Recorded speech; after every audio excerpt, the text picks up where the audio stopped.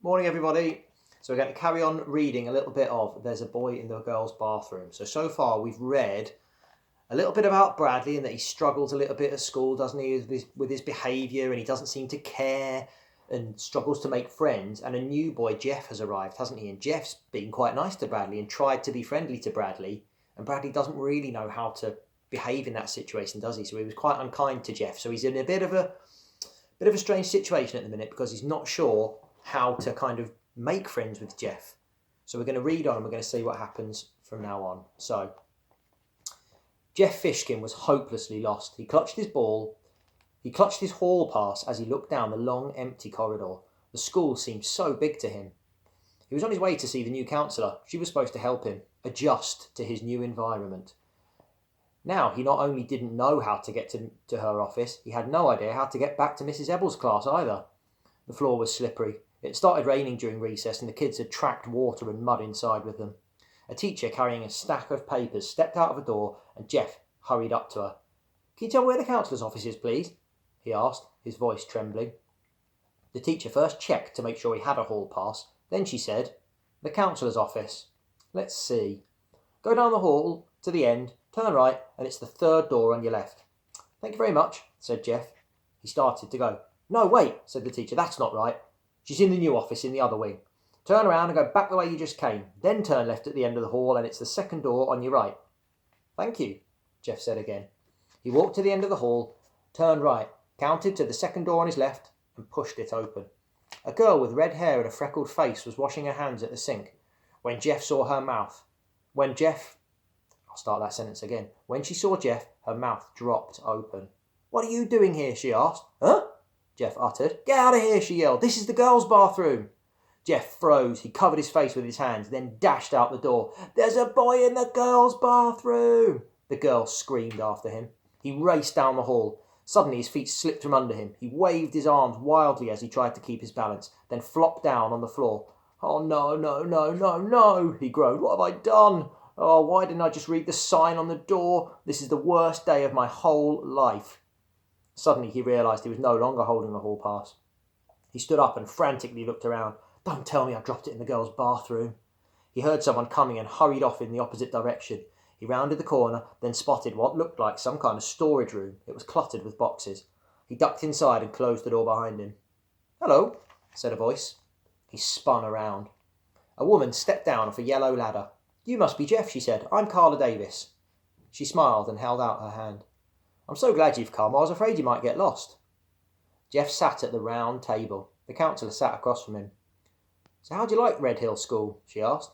He stared straight ahead. "There's a boy in the girls' bathroom," echoed inside his head. "I imagine it must seem a little scary," said the counsellor. He didn't answer. "I think it's scary," she said. "It seems so big. Any time I try and go anywhere, I get lost." He smiled weakly. "It's hard for me because I'm new here," she explained. "Today's only my second day of school. I don't know anybody. Nobody knows me. The other teachers all look at me strangely. It's hard for me to make friends with them. They already have their own friends." "I know what you mean," said Jeff. "Maybe you can help me," said the counsellor. "Me?" said Jeff. "How can I help you? I'm the one who needs help." "Well, maybe we can help each other. What do you think about that?" "How?" "We're the two new kids at school," she said. "We can share our experiences and learn from each other." Jeff smiled. "Okay, Miss Davis," he said. "Jeff," she said, "if we're going to be friends, I want you to call me Carla, not Miss Davis." He laughed. "Do you think Carla's a funny name?" "Oh no, I just never called a teacher by her first name, that's all." "But we're friends. Friends don't call each other Miss Davis and Mr. Fishkin, do they?" Jeff laughed again. "No," he said. Then he frowned. "The kid in my class called me Fishface." "Have you made any friends?" asked Carla. "I sort of made one friend," said Jeff, "but I don't really like him." "How can he be your friend if you don't like him?" "Nobody likes him. At first I felt sorry for him because nobody wanted to sit next to him. Mrs. Ebble said it out loud, right in front of the whole class. Nobody likes sitting there, she said. It was like he wasn't even there. It's bad enough when a kid says something like that, but a teacher? Must have hurt his feelings," said Carla. "No, he just smiled."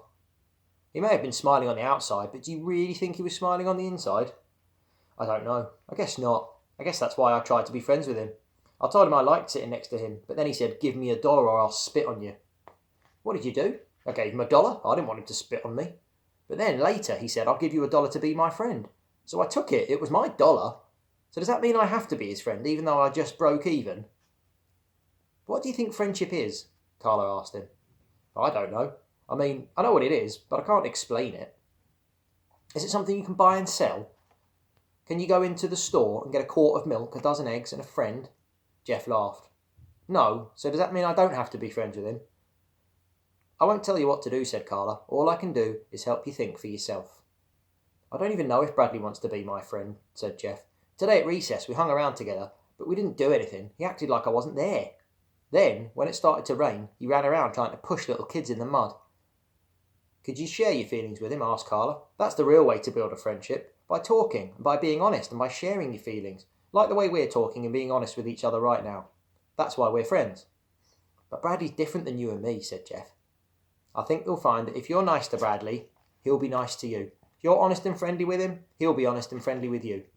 It's just like with the dollar. You always break even. Jeff smiled. Are you going to see Bradley too? He asked. Yes, later today. Do you think you'll be able to help him? I don't know. I hope so. I think he needs help even more than me. You won't tell him anything I said, will you? No, that's one of my most important rules. I never repeat anything anyone tells me here, around the round table. Never? She shook her head. What about the other teachers? She shook it again. What about to the principal? Nope. Okay, said Jeff. He took a breath. Here goes, he grimaced. On the way here I got a little lost and, accidentally went into the girls' bathroom. He covered his face with his hands. Mrs. Ebel was teaching geography. Everyone in the class had a map of the United States on his or her desk. Bradley's map was different from all the others. California was above Wisconsin. Florida stuck out of Texas. He picked up his pair of scissors and carefully cut out Tennessee. He was a good cutter. The edge of his scissors never left the black line. He wondered what was happening to Jeff. He knew he was at the counsellor's office. He imagined she was doing all kinds of horrible things to him. He tried to tell Jeff at recess not to go see her. He taped Tennessee to Washington. He was a very messy taper. His piece of tape twisted and stuck to itself. He looked up as Jeff entered the room and watched him hang the hall pass on the hook behind Mrs. Ebel's desk. Then he looked away as Jeff headed for the seat next to him. When the bell rang for lunch, he shoved his map into his desk and pulled out his paper sack. Because of the rain, everyone had to eat inside, in the auditorium. He and Jeff walked there together, sort of. He's walking next to me, Bradley thought, but I'm not walking next to him. The auditorium was hot, steamy and noisy. Long tables with benches had been set up across the room. Where do you want to sit? Asked Jeff. Bradley ignored him.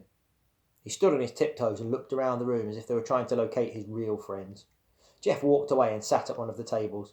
Bradley walked behind Jeff where Jeff was sitting. I think I'll sit here, he said aloud, as if he didn't know Jeff was there. He stepped over the bench and sat down next to him. Hi, said Jeff. Bradley faced him for the first time. Oh, it's you, he said. They ate their lunches. What are you eating? Asked Jeff. Peanut butter sandwich, said Bradley. As he spoke, bits of peanut butter and bread flew out of his mouth. What about you? Tuna fish, said Jeff. Bradley swallowed his food and said, I hate tuna fish. My mother makes it good, said Jeff. She chops apples in it. Oh, I hate apples, said Bradley. He sucked the last drop of milk through his straw, then continued to suck, making a gurgling noise. Sitting 2 tables away from Jeff and Bradley were 3 girls, Melinda Birch, Laurie Weston and Colleen Verygold. They were talking and laughing about something funny that had happened to Colleen that morning. Colleen, who had red hair and a freckled face, covered her mouth with her hand. There he is, she whispered. It's him. Where? Asked Laurie. Don't look at him, said Colleen. He's right there, sitting next to Bradley Chalkers. Bradley Chalkers, said Laurie. I think I'm going to throw up. Don't look, whispered Colleen. Bradley stopped sucking on the straw. What did the counsellor do to you? He asked. Jeff shrugged. Nothing. Did she yell a lot? Was she mean and ugly? No, she was nice. I think you'll like her. Me? Asked Bradley. I'm not going to go and see her. I didn't do anything wrong. She's good at helping you solve your problems, said Jeff. I don't have any problems, said Bradley. He bit ferociously into a red, delicious apple. I thought you said you hated apples, said Jeff.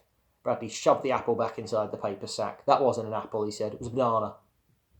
Jeff's face suddenly changed colour. First white, then bright red.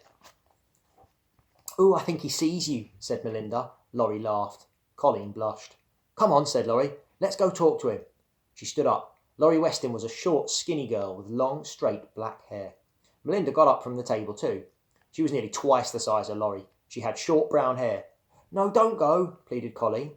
"What's the matter?" asked Bradley. Nothing," said Jeff. "So, did I miss anything in class?"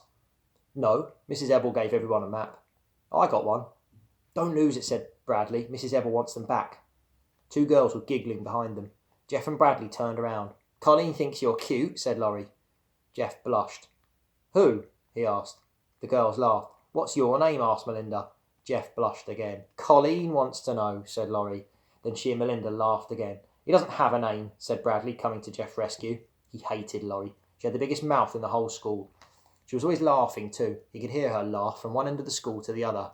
"Ugh, Bradley Chalkers," said Laurie, holding her nose. "Laurie Loudmouth," said Bradley. "We're not talking to you, Bradley," said Melinda. "Get out of here, I'll punch your face in," he replied. "You wouldn't hit a girl," said Melinda. "That's what you think." He shook his fist. Melinda and Laurie backed away. "We only wanted to know his name," said Melinda. "And what he was doing in the girls' bathroom," screeched Laurie. The two girls laughed and ran back to Colleen. Bradley slowly turned and looked at Jeff, amazed. Jeff sat with his head on the table and his arms over his head. "You went into the girls' bathroom?" Bradley asked. "So what?" said Jeff from under his elbow. "Carla says—" "Me too," declared Bradley. "I go all the time. I like to make them scream." He smiled at Jeff. So there we go. As much as Bradley tries to be a bit mean and a bit unpleasant, he's slowly becoming friends with Jeff, isn't he? And Jeff's really trying, isn't he? So that was really interesting. We'll read some more another time. Okay, take care. Goodbye.